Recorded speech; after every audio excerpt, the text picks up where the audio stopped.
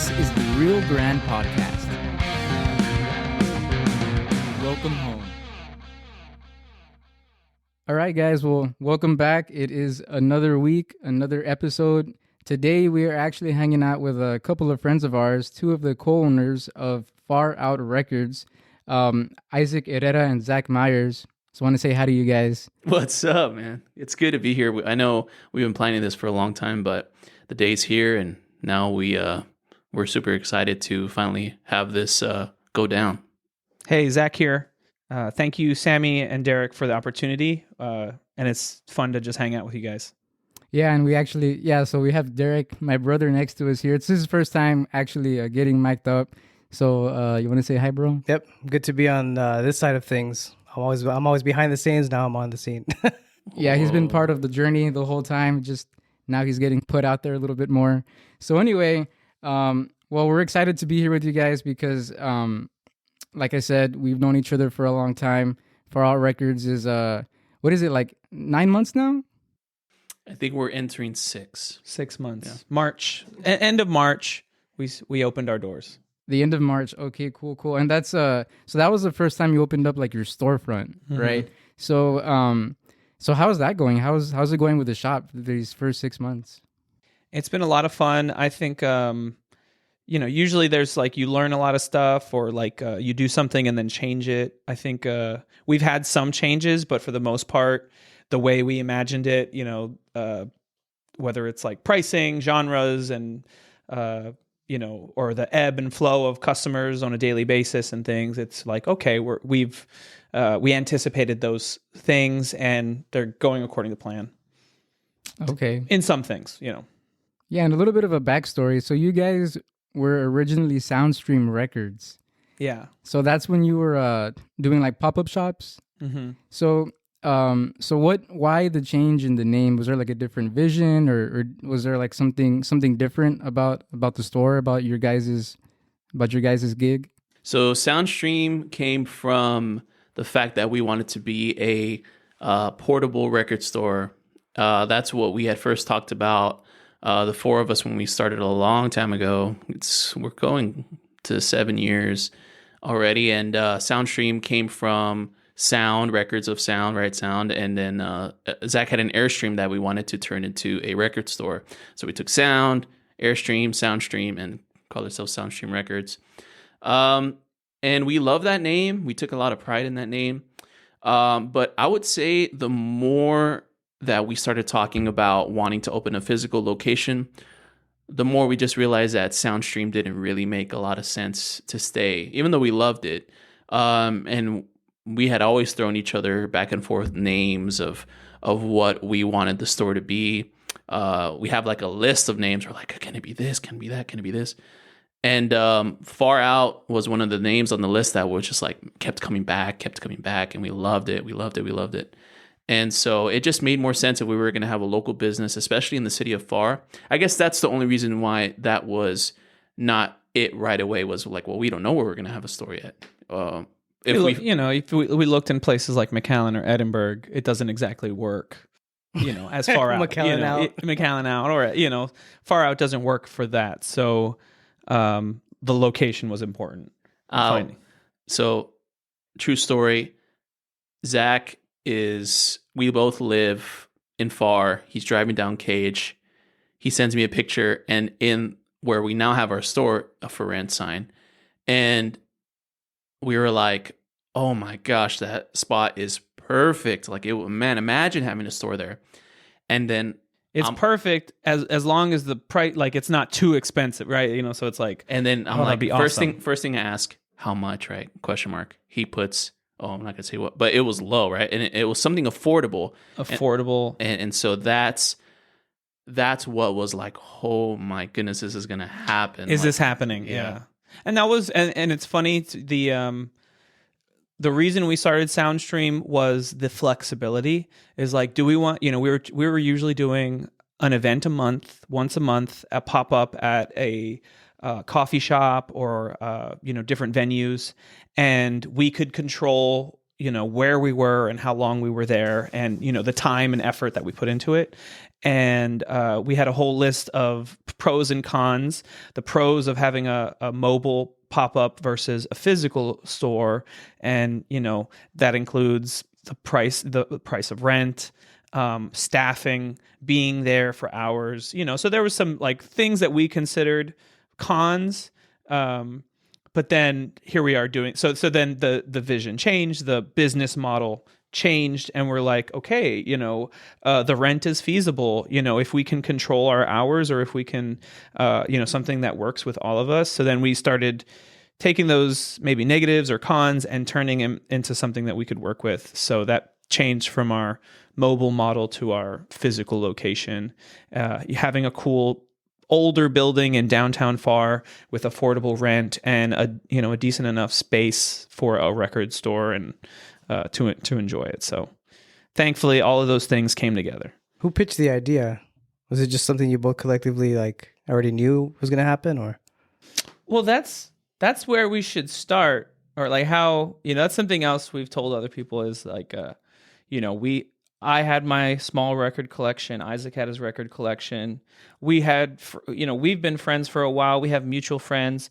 But when you discover like, oh, you also collect records, because not everybody does. Not everybody in our friend group does. And it's like, well, awesome. Like, let's get together. What's your time? And so we both kind of had like 1 or 2 days off, or a half a day off during the week. And so we're like, all right, let's go dig. And we started collecting.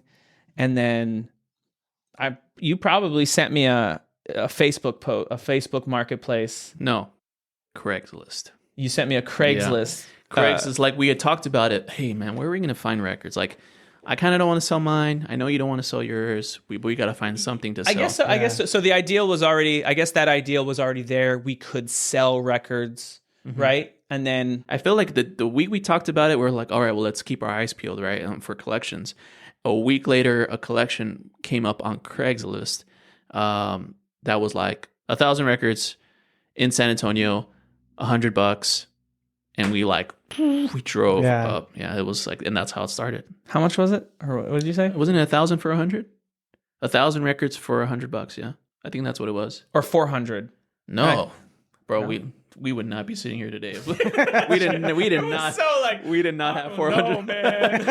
We're like, I'll put 50. You put 50. Do I want to eat this week? Do I want to? It was, and it's always fun, And I think, did we rent a car, or did we rent we got a U-Haul? We pulled a U-Haul. So we go to the house.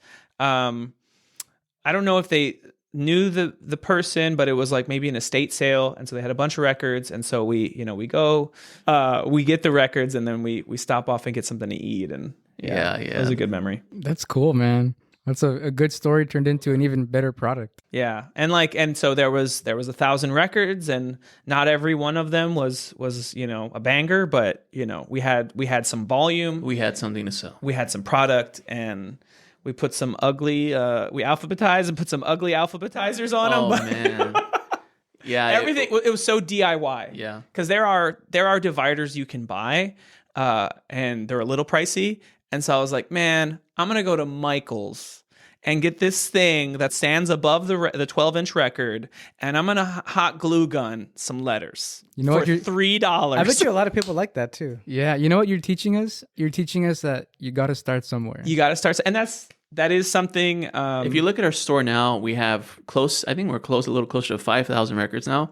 I promise you, the records we were selling at Moonbeans was like maybe 4 crates with like maybe 30 records in each of them, So that's like 120 to 200 records. Yeah. But that got you going. But it got us going. And to where you are now. Yeah. And that is true. If there's something you're passionate about, if there's something you like to do, maybe that not everybody's doing, but that's, again, things catch on. And so, we want to, our story, or us, just some friends, that like records, we started a pop-up, and we started a store. We want to encourage other young people, older people, who have ideas, who have, passion for things, pursue that. This world is very 9 to 5. It's very corporate. It's very grind. There's good grind and then there's grind. But do something that you enjoy. So we want to we would like to our record store to be a place where we can encourage other people who are looking to get into a business or encourage them to do something all the way. Was this one of those things where, like, when you were younger, like 13, 15, was it one of those thoughts back then that, like, oh, it'd be cool in the future to have a store, like, or anything to do with records at the time back then? My sister and I and my mom, we'd go thrifting a lot. So I always thought, and we'd go to like Buffalo Exchange in Austin. I thought bring something like that down here, because at the time we had a lot more of like ropa usadas, where it was like 25 cents a pound. And I was like, well, if you flip it, $5, $10, you're making money.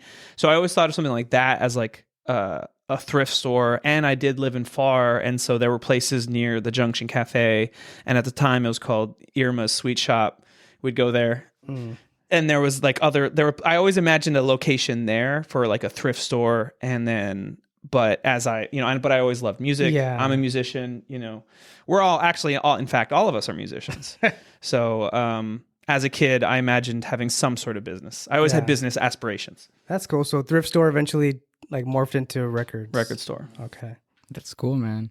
And I know we have a lot of people listening that do pop-up markets. Like right now in the Valley, like these like artisan markets are like it's a big thing right now, like farmers markets, like vendors, those shops. So a lot of people are listening that are there right now.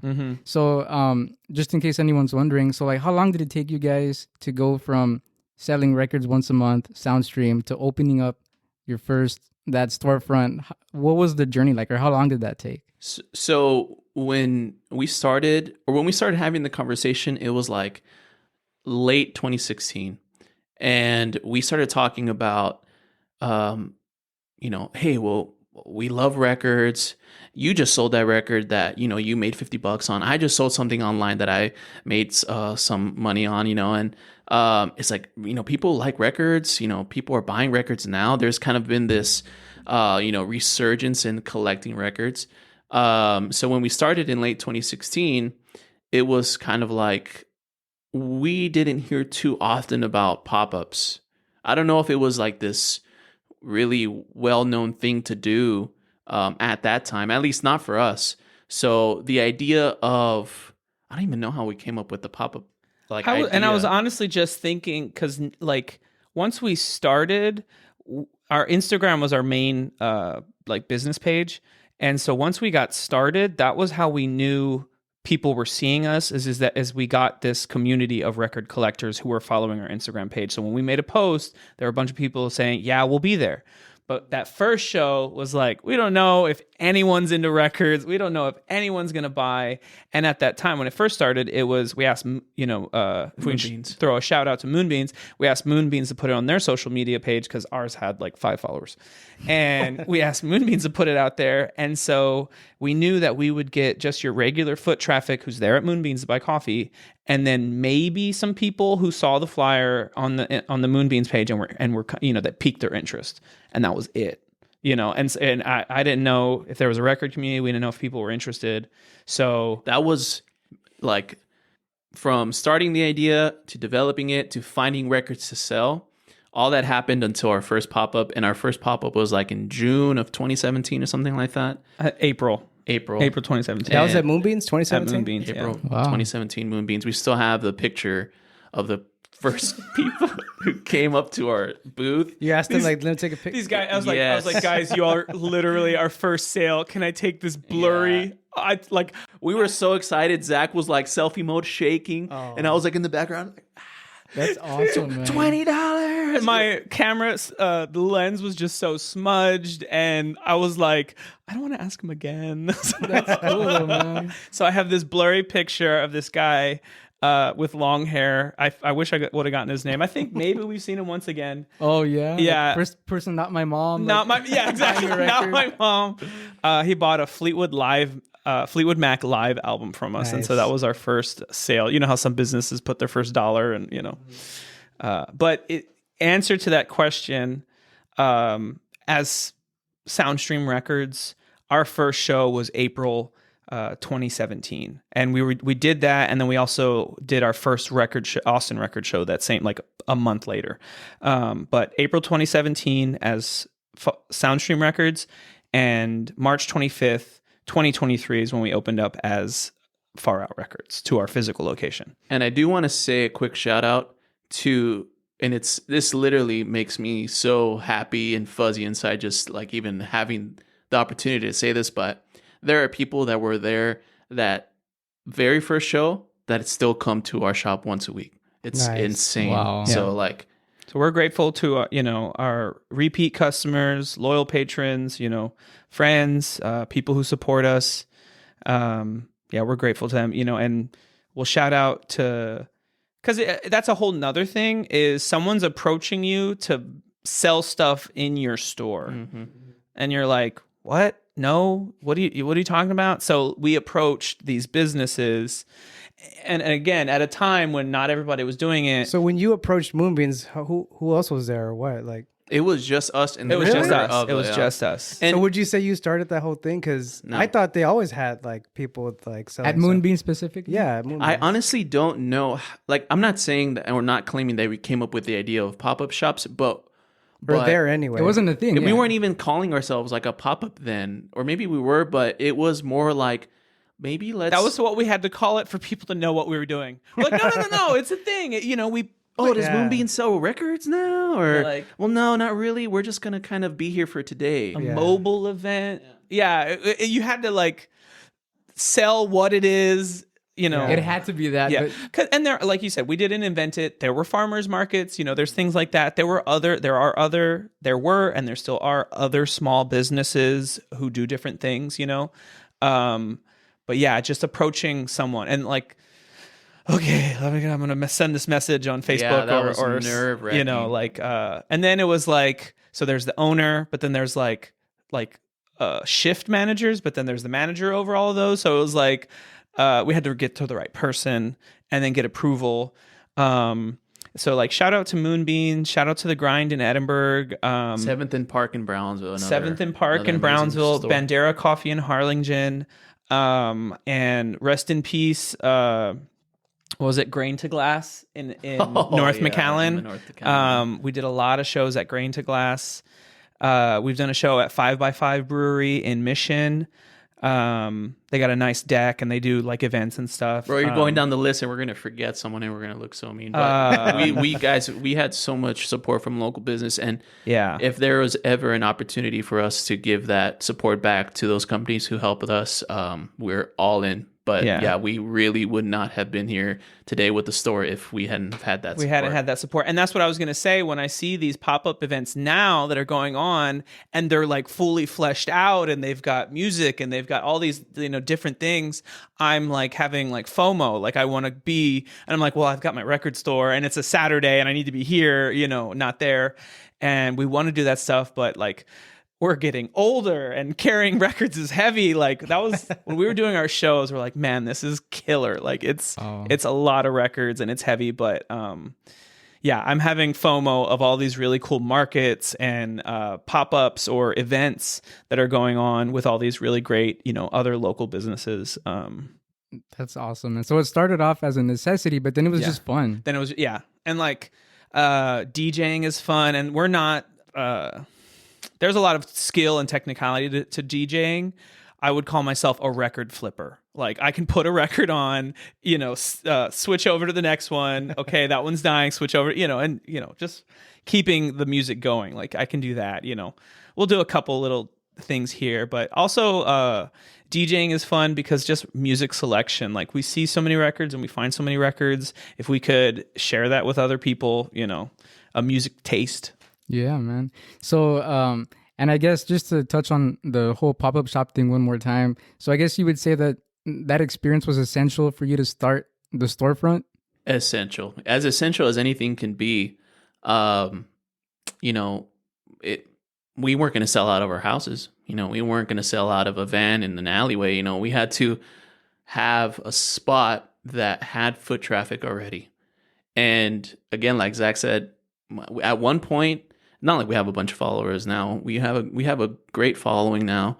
the people who reach out to us, but there was a time where we had like 10 followers, and it was the nerve-wracking part about asking a business was like we were just people who had no relation to this company asking if we can be there trying to sell to their patrons that they work so hard to get. Yeah, it's like what they were kind of like. What are you guys gonna bring to us? Exactly. Yeah. Why would I say yeah. yes? There's power dynamic, well, we're an established business, you're not. There's fear of rejection, like, no, get out of here. So there's a lot of, but we're just like, whatever. Well, and now But it worked, man. I think also like those places we've talked about, Moonbeans and Grind, they helped us for so many years after that. And I think they've also created friendships and, partnerships. they've learned that, I think they've also learned that having and opening their doors to pop-up shops is also a benefit to them, because you're getting different people who do different things around the valley to come into their store and to buy a coffee and to become possibly reoccurring customers to them.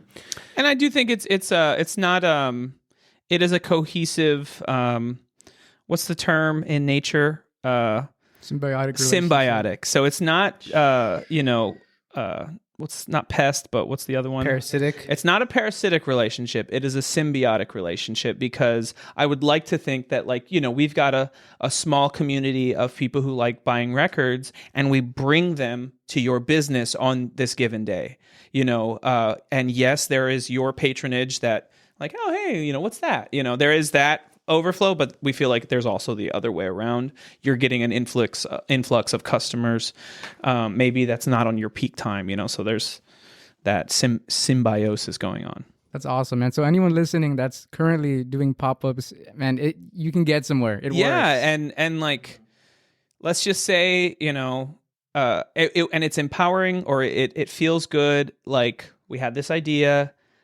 People are buying records from us. This is worth our time. This is worth our effort. This is paying off. And that didn't happen right away. I think that was another thing that at the beginning was hard. That was like the wall. Is this worth our time?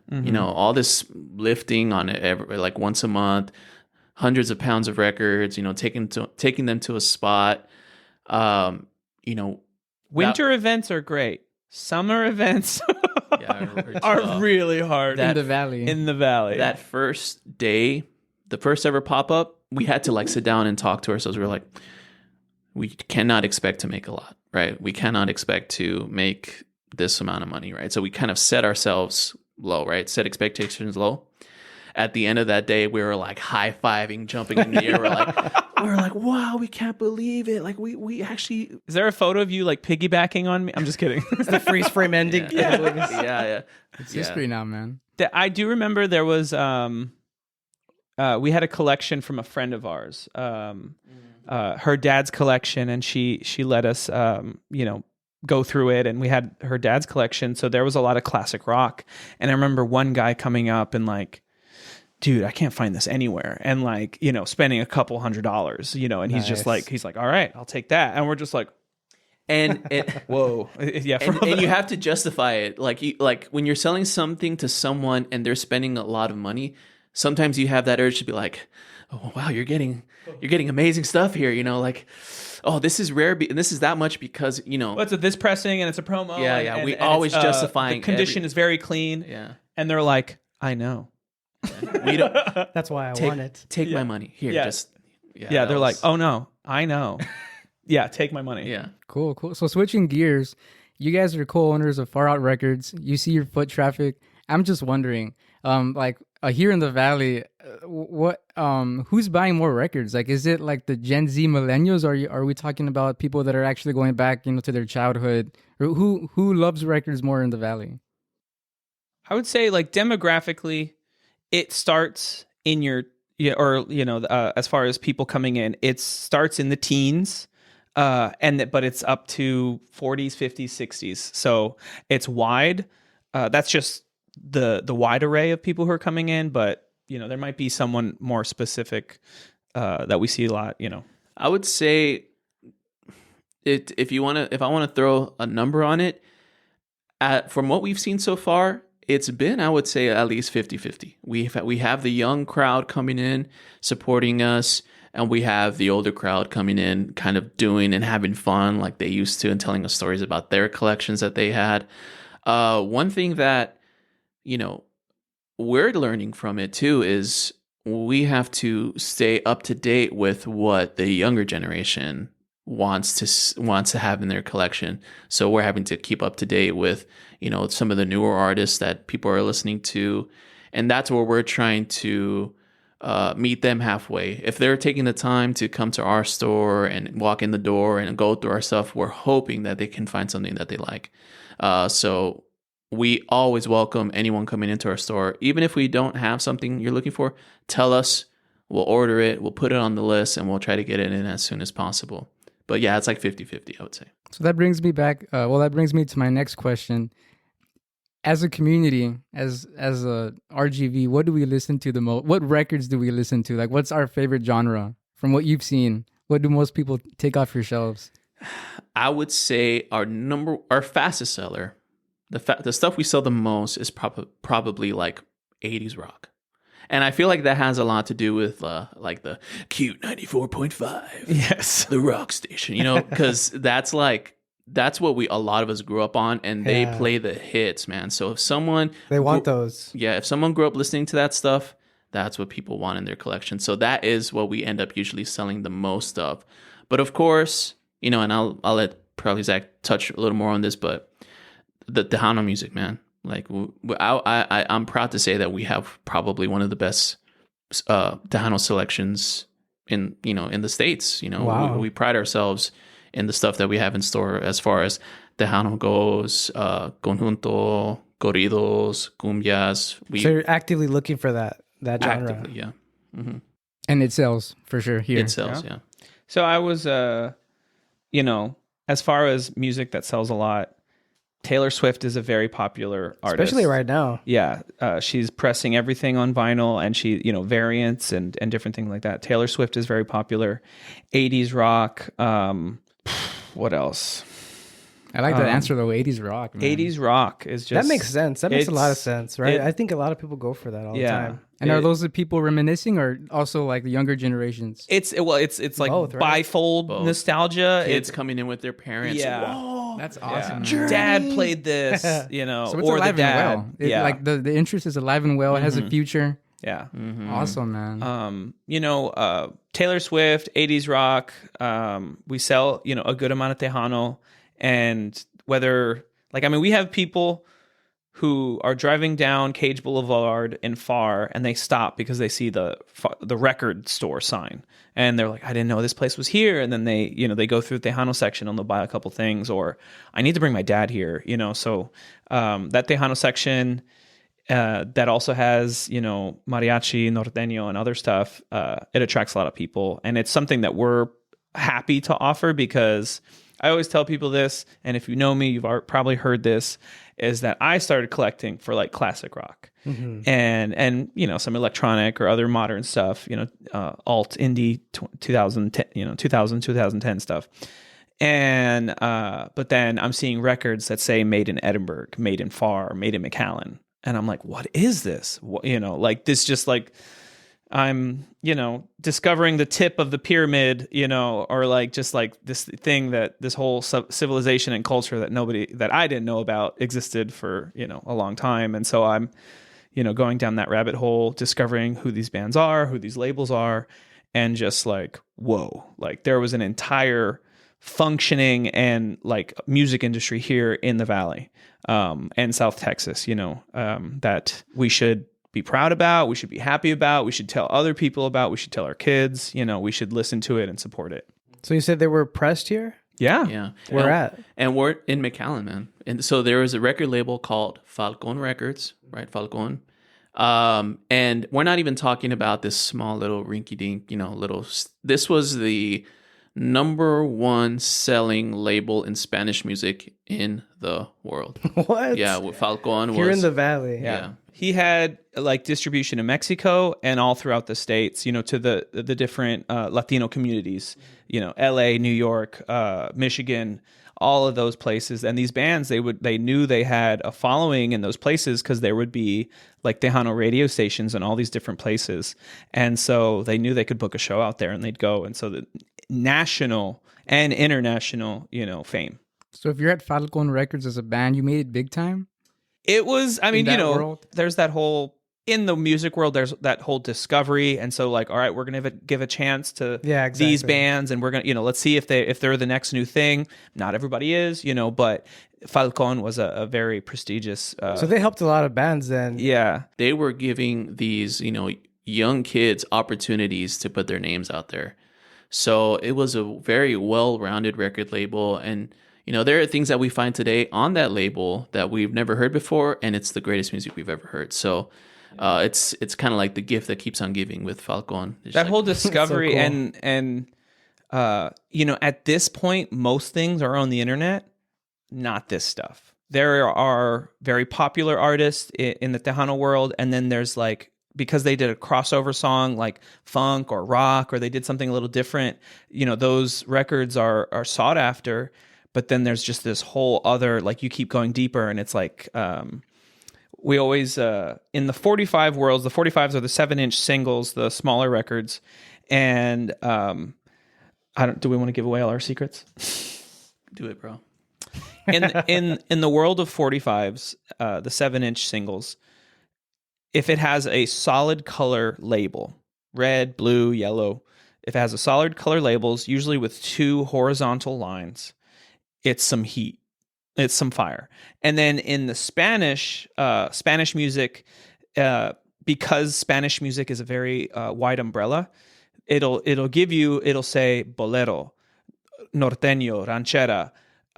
It'll say corrido, tropical. So it'll give you balada. So it'll give you an indication as what it is. And so when we see balada, that's usually, if it's in like late 60s to the 70s, it's got a little funk drums, maybe it's got some psychedelic guitar. So that balada, and it's also got some tropical, and it's more of a 4/4 drum beat instead of like a norteño beat or cumbia. It's got your normal 4/4 like drums. And so that means we're like, okay, this is kind of more palatable to different audiences. And so if we see something like that, like we're like, this could be something. So when we're digging, like you said, it's always, we're like, I've never seen this artist's name. I've never heard of this song. I looked it up online. There's nothing online, but it's the play test. You got to put it on the deck and you got to see what it is. And it's like, shoot, I think we just discovered something amazing over here. And we were doing that earlier today at the store. Yeah. Wow. Okay. So, I mean, I can speak for myself. I'm sure, there's plenty of us who have never really gotten into that whole world of records or, why is there such a big following? Like, what is it about listening to music on a record? Or why do you guys do it? Well, so I'll break it into two, right? Because you said, why do we do it and why is there a big following? I do it because I feel like a big majority of my collection is stuff that I grew up listening to. So I'm sure we can all agree, I take out my phone, I listen to music, I can get easily distracted, and it's going to, I'll get a notification. I'm listening to a song from my childhood, get a notification, and I've kind of forgot what I'm doing, and now I'm on Instagram or I'm doing something else. But with records, you kind of put your phone in the corner, you turn on your stereo, you look at your collection. What do I feel like listening to? What am I thinking about? Am I going to dance with my wife? Let me take out a record. I'll put the record on, and then my wife and I will have a little dance session, Something to cook to, or at your dinner party, you're having friends over. The beauty of records is that they force you to listen to them. So you put in all this effort to put something on at home, you're going to want to sit down and listen to it. I'm not going to go as far as to say that they sound better or whatever. With as amazing as technology has gotten, I'm sure that there are stereos that people have with CD players, even just Bluetooth, that sound great. I'm not going to say that. What I am going to say is that records are, especially your collection, are like an extension of who you are, right? The music you love, the music you want to listen to. And so it's going to kind of like take you away to a very cool place where you're listening to something that you love. And I feel like, again, that's also why people are starting to collect records more. It's because it's just something tangible, you know. And it happens to me all the time, especially now that Spotify, they have like the record album, and I'm like, I'm doing this with my phone, like looking at it like this, like, oh wow, what does that say on the album cover, you know? But with records, like you can have it right here, and you can turn it around, read a little statement from the artist. The Spotify album photo is so small. Yeah, it doesn't let me. You can't appreciate it. It doesn't let you zoom in. Yeah. People at Spotify, come on, you like, let me zoom in on the album, you know? But like, no. Yeah, and we're not calling out Spotify, but usually on a streaming service, I'm calling them out. There's a very small album cover photo, and that's part of the experience. Yeah. So this really is an experience. It's like something, it makes you appreciate music even more. It's an experience. Yeah. I'm going to say one of my favorite quotes. And one of my favorite quotes is Live, laugh, love. Yes, I have it tattooed right here. No. One of my favorite quotes is streaming is a promise that might not be kept tomorrow. So you can have music on your phone, but the artist can decide right there, like many have already, I don't want my music on that platform anymore. Dude, that's happened to me several times where there's this song that I like on Spotify, I saved it on my playlist, everything, and then it's not there anymore. It's like, what? Streaming is a It's promise political, that might not obviously. be kept tomorrow. Never heard that. So but you own the record, it's yours. That's the music that you own. It's your copy, and you can listen to it whenever you want. Wow. Okay. So it's a lot deeper than music at face value. Another aspect of records is the collecting. A lot of people like to collect things. You know, during COVID, collectibles have just like shot through the roof astronomically. But this is a collection. It's something tangible. I think it's funny to see the 90s aesthetic, 90s, 2000s aesthetic coming back in. Big time. You know, even to stuff like Walkmans and flip phones and like CD players and stuff like that. But I think it all stems from a place to where the world has gotten so digital and nothing is tangible. We're like, wait, I want, you know, instead of just needing my phone, I want a calculator and a phone and a camera, like, or like whatever, you know, they want, you know, we want those tangible things. So that's, you know, could be part of it. That's kind of how I felt like when streaming and all that started to become an actual thing and all these services were available. I kind of didn't want to give into it because like I'm paying for this, but it's not mine. It's not your, yeah. So the minute I stopped paying for it, like that's it. But before I had my CDs and all that, so that was mine. I could It was hold a collection. Yeah, exactly. You could do what you want. I grew up in a house, like I love music, and not everybody else in the family loved music as much as I did. So like, I feel like I was very deprived. Like, no CDs were bought, like not, you know, new releases, like nothing was kept up. And so like, I'd have to like my friends who could get on LimeWire, and like, yeah, that was another thing, like very little like internet access at home, and like people who could get on LimeWire and like, hey, could you, you know, put some Strokes on there, put some, you know, Taking Back Sunday or something, like, can you make me a CD? Like, Dude, in high school, you would trust a friend with your iPod, because I didn't have a computer. Dude, take my iPod home and put some good music on. I had maybe That's one true, friend who was willing to let me take an iPod. There was this guy in my home. class who he would make CDs, like, Yeah. so he made me some CDs with just whatever I wanted on them. And that's like, it's just like, it's sad because I was like, man, I want music. I need music. And like, but I have some like good stories of like a friend who's like, oh, you've never heard this? Like, we're in his car and he's got a CD, and it's, you know, it's not the original CD, but it's one he burned. And he's like, here, take it. You know, I'll make another. Dude, Yeah. can't you like visualize that moment perfectly? Oh, in your yeah. head? Isn't that crazy? Yeah. Like the music you love today, and you remember the first time hearing it. Yeah. Like one of my favorite bands growing up was The Strokes, and I'll never forget a good friend Carlos was like, hey, put that on. I've never heard this. He's like, you're gonna love it. Putting it on. First Impressions of Earth from The Strokes, one of my favorite records of all time, and I'll never forget where we were, what car we were in, what street we were driving down, listening to that record for the first time. It blew my mind. Takes you back to that time. A tangible media, you know. But no, that's something else. Isaac and I both have a record story in particular that, and like not, you know, because we've talked about CDs and music and stream, you know, copying it onto a computer, you know.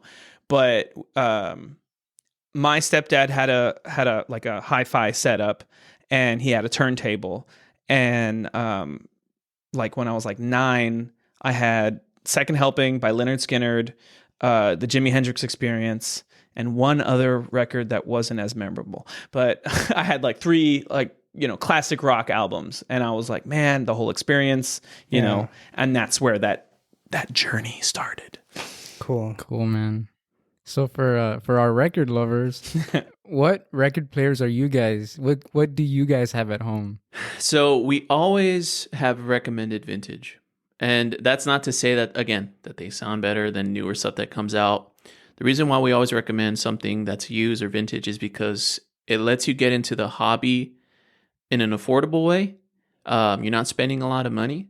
And you have just as great as the equipment that's coming out now, right? Mm-hmm. So if you're patient enough, you can go on like Facebook Marketplace, Lego, whatever, and then just type in record player or stereo equipment, and then something will come up that's like worth it. If you can get an old Techniques, if you can get an old Sony, Marantz, Panasonic, those are some classic stereo systems that go a long way. A lot of bang for your buck. Me at home, I have a old Technics 1500. My stereo actually just went out just like 2 days ago. It was very sad. So now, and that's the thing. You buy vintage, it lasts for 2 or 3 years, and then you have to eventually keep up with it and buy a new, something will burn out in it. So caps or capacitors. Yeah, so you buy vintage. That's usually what happens, but you buy it cheap enough where it's like, okay, time for a new one. But yeah, I have an old Techniques. Something I did splurge on a little bit was my speakers. I was about to ask that. What would you recommend pairing it with? Because that's what I always think. Like, okay, I can buy the record player, but what speakers am I going to use? Yeah, some people might disagree with me, and that's totally fine. But I think Klipsch is king.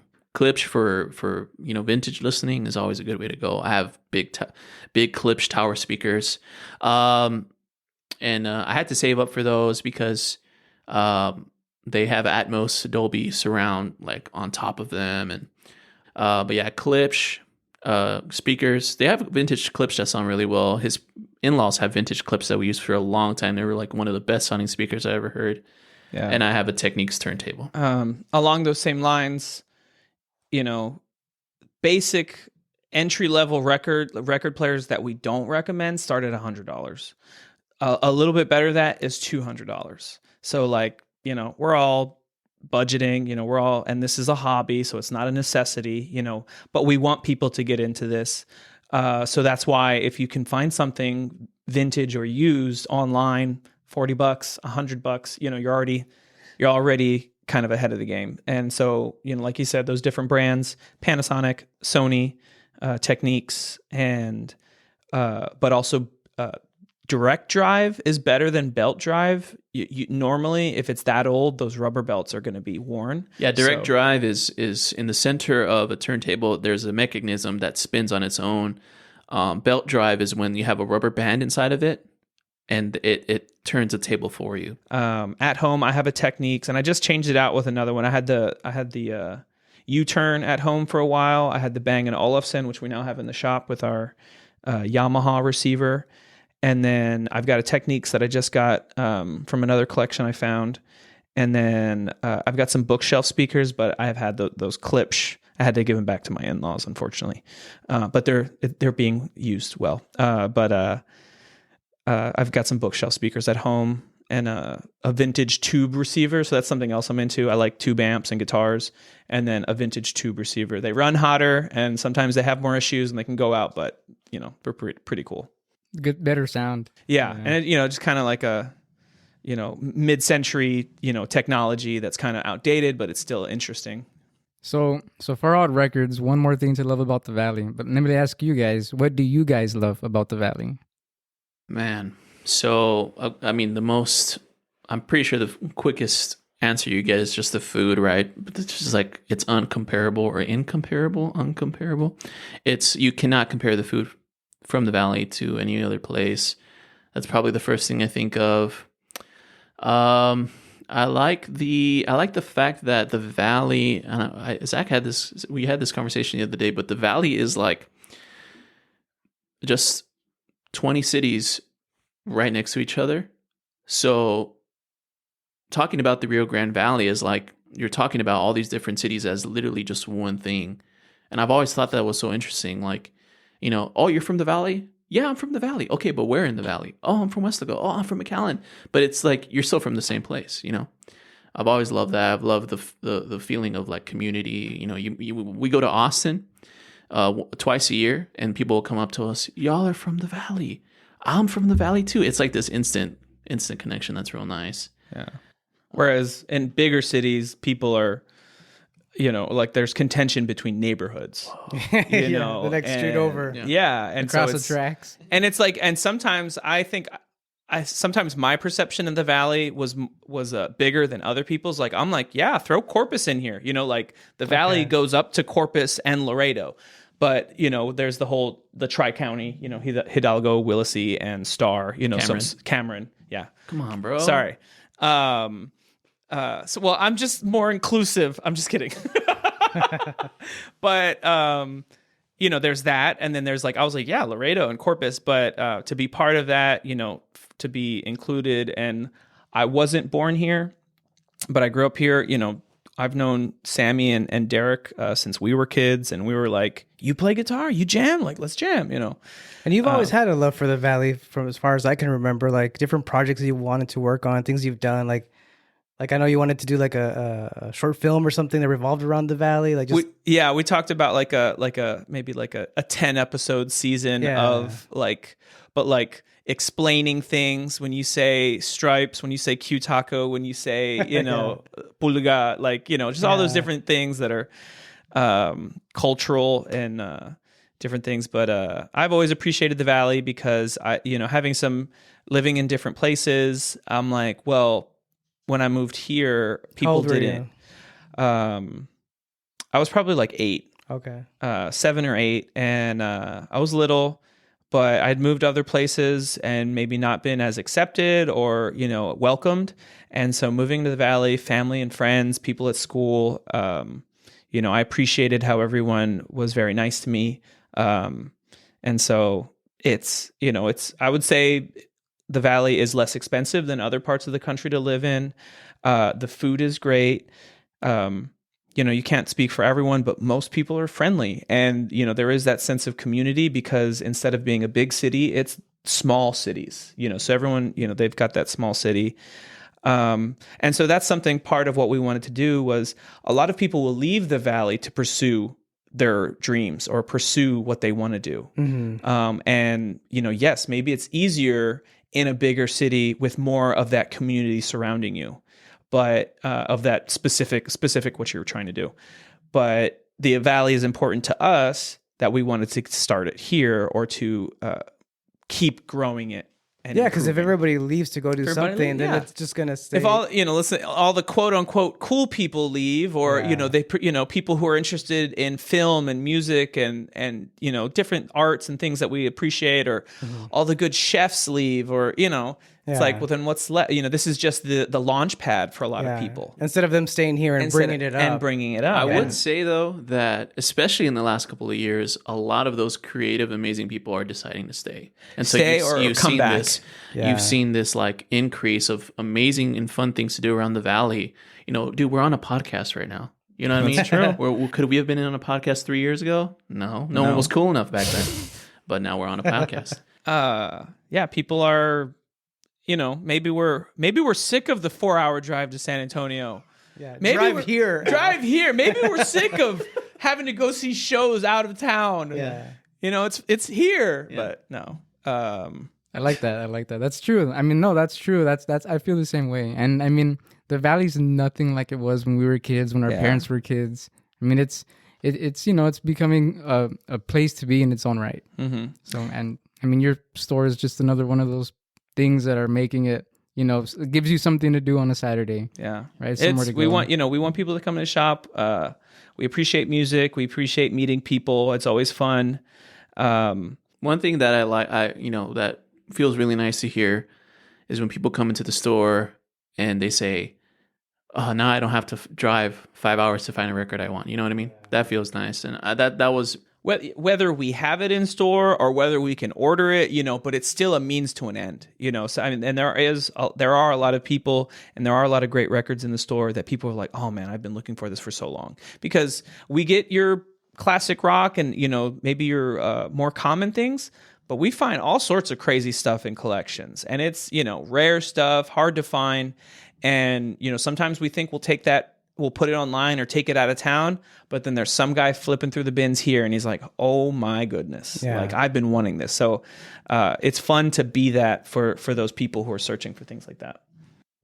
Awesome. Well, this was fun, guys. I mean, the Valley has made a new couple of friends here in Zach and Isaac, and we got to shout out the other two co-owners, right? Yes. Miss Rebecca and Jade. I'm Yes. sure that they're a big part of it, right? Just as much. So Rebecca and I and Isaac and Jade, we are all of us the co-owners of Far Out Records. And it definitely, and we can say this is 100% fact, would not have been possible without them. Like, it's the only reason why we were able to open a store was because all four of us sat down together and decided that it was going to be possible. All four of us were like, you know what, if we work together, if we, really, really make a game plan, stick to it, be smart about our decisions early in business, then, this does seem like a very possible thing. And so, we're a team, and, we couldn't do it without our partners. Well, we're glad it happened. Yeah, we appreciate, The support from them. That's amazing. the support. I'm less risk adverse, but everyone's like, no, Zach, that's a bad idea. We were talking about opening a store before COVID, and it's like, that would have been really hard. Even just with the pop-up shop, we were like, okay, like let's put stuff on Instagram, let's make these sales on Instagram and things like that. But having, our four brains together, putting our heads together and, like yes or no, maybe, but working together. It is great to have partners, y'all are brothers, it's great to have each other to work together, It wasn't also, just to mention briefly, it wasn't like Soundstream Records was Zach and Isaac, and then Jade and Rebecca came in and helped us make Pharr Records. From the beginning, like the day that we were like, let's find records to maybe set up a pop-up shop, it was like, again, like we did to open Far Out, we were all talking about, well, can we afford to buy this collection in San Antonio? Well, yeah, let's scrounge up some money together. All of us came together to help build that. And Soundstream Records was like this thing of love between, Jade and I and Zach and Rebecca. And, we couldn't have chosen to do with any better friends. It was like, it worked so smoothly just because of how amazing they are to us, and hopefully we're great friends to them. So that's why I feel like that's why we've had a lot of successes. Thanks, guys. I think we needed to hear that story. A lot of us that have this idea, that we've been fiddling with for a while. I mean, it can get somewhere. We just heard your guys' story. I mean, you start somewhere, and I mean, you never know what's going to happen down the line. You might be opening up a store on Cage, right in Pharr. That's like the road in Pharr, Texas. It's a great place. I think right now people use they say ADD or ADHD a lot. That's kind of a topic on social media, different things. I don't know whether I am or not, or just being a young boy and like having all these crazy ideas just coming up. And so I'm like, yes, I like music, I like photography, or I like different things, but records. Okay, I need to focus and I need to hone in. And 7 years later, who think, as being a person who's just like, ooh, look, ooh, something else, something new. 7 years later, this is probably the longest thing I've ever done in my entire life. And I had to hone in and say, records are my thing. Yes, I want to collect comics or I want to collect playing cards, but records are my thing. And I'm going to turn into a business, and it helps to have partners, but just like focus your efforts, and you do have ideas, you do have dreams, and it seems insurmountable or it seems unattainable, but little by little, and the great thing is, with social media, it can help you get discovered, or it can help like-minded individuals support you or appreciate what you're doing. So there, the thank you to the podcast, our friends and things like this that can more notoriety or more publicity, just to introduce yourself to other things. Thanks, guys. We really appreciate that. So we definitely got to go check out the store. If we haven't been down there, it's Pharr, Texas, as the name implies. The iconic Cage Boulevard, where you'll find the what is that Hub Fest or Hub you Fest. guys get closed off that day, Fest. but that's okay. Well, you still were open. Guys were still open that We day. were still open. People still made their way to our store. That's cool. You know, we I wanted to also mention that people still wonder and ask us to this day, how are you going to sell records? Is that viable? Is that and that question, it doesn't hurt us anymore because Or you only sell records? yes, Or like how do you make money? what Like, else do you do? we get that question all the time. And you know, in the early days, it was really like I Got guess you I down. can say hurtful, and it really annoyed us, but it was just discouraging of most of all, right? But we kind of looked past that and kept going. And even now that we have a store, we still get that question. And so if you're doing anything, if you're starting anything, you're going to hear questions like that. Well, how is that going to, do as a business or whatever? Don't listen to it. Wait, people are like, "Oh, how's your little pop up?" or "How's your little Yeah. record store?" Yeah. And I'm like, "Oh, thank you, it's great." No, but I haven't seen you there. Mom. Just kidding. My mother is very lovely and supportive. No, but we're glad you said that though, because I mean, I'm sure a lot of us can have that in our heads, Yeah. Do not listen to it. It's noise. If you're great at something, if you're making shirts, if you're making stickers, if you're making something, if you're making art, if you're creating music, keep doing it. Just don't listen to the negative. It's going to be there because, sadly, that's just the world we live in, right? And it's not always external. Yeah. It can be internal. And internal negativity. Hold on. I don't know if this was what you were telling me the other day, but really hold on to the validation, push aside the negative. But when someone says, that's awesome, we need more of that. Hold on to that because that's what's going to push you through. Yeah. Just the other day, It's validating. there's a record store in California called Amoeba Records, the biggest in the world. They probably the most famous record store in the world. One of the owners called us the other day to congratulate us that we're opening. What? We don't know how he heard of us. I think it was obviously maybe through Instagram. We don't know how he heard of us. He got our information, called us, and said congratulations. That's a big deal. And like that literally was like we were like, That's all you need right there. Yeah. That was your moment. It Yeah. was pretty cool. That's awesome, man. But it's also like, yes, we are we are a business and we sell things, and but we're also offering a service. But with each customer, we try to connect. Hey, what are you looking for? Like, or if not, like if you just want to browse and we leave you alone, that's cool, But if there's something you're looking for and I can help you, sometimes it's alphabetized, but sometimes things get mixed around. So people will be like, hey, you know what? I didn't see any of this, and I'm like, I know I have it. So let me go look. And but that's what we want to help. But we also want to connect with our people, our customers, and if you like something and Isaac likes it, I like it, our wives like it, we're gonna be like, hey, that's a great choice, and like having those connections, people won't always remember what you say. People will remember how you make them feel. So like if we can make you feel at home, at ease, that's what we want to do. Shout out to Maya Angelou, that quote. But that's what I always try to remember is like words are words, but feelings are more powerful, That's what we remember. Yeah. Yeah, for sure. All right, guys. Well, appreciate the time. We're gonna check you guys out. Hopefully this weekend you'll catch us there because we're excited to rummage through your crates or your boxes. So thanks for being here. Again, Isaac Herrera, Zach Myers. I got my brother here next to me, Derek. Yep. We'll be hearing him more often too. Well, thank you everybody for joining us this episode. We'll catch you guys next week. Thank you, Sammy and Derek, and the Rio Grande podcast. Yeah. This was awesome. Invite us again. Drop the Addy on the exit. 203 South Cage Boulevard, Pharr, Texas 78577. This is Zach and Isaac from Far Out Records. Check us out on Google. You can Google Far Out Records and find us there. We're also on Instagram, and we're at Down Cage Boulevard in Pharr.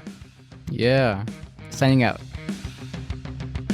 Thanks for spending some time with us today. Don't forget to follow the show on social media for updates on episodes, interactive content, and more opportunities to grow together. We'll see you again next week on your podcast, The Real Grand Podcast. Stay safe. Take care.